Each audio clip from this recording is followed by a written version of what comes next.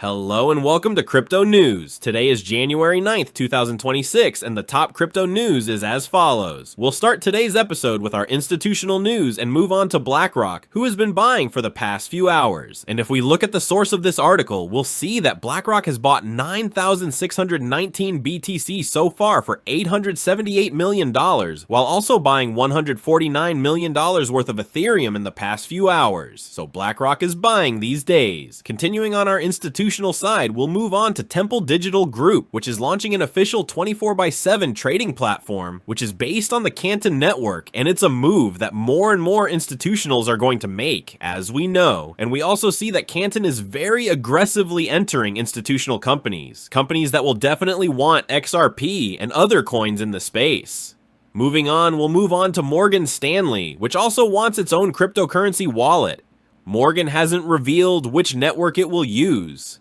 It just tells us that it wants to expand more into cryptocurrencies. Moving on to companies buying cryptocurrencies, we'll leave Ethereum for now and move on to BitMine, which bought $105 million to start the year 2026 and has another $915 million to buy within the year. While Sharpling Gaming, another company investing in Ethereum, told us that it invested $170 million in Linea to stake its Ethereum. And if we look at the queue to stake or unstake your Ethereum, we'll see that if you want to stake it, you need 30 days and 19 hours, while if you want to withdraw it, you need nothing. So now is the right time to withdraw Ethereum if you want to. Moving on to our investments, we'll go to Zcash, which has dropped 18% in 7 days, which is very unfair for Zcash, and you'll see why in a moment. And let me tell you right now, if you're reading the news, don't read from Twitter or headlines from articles, because you don't get the full picture.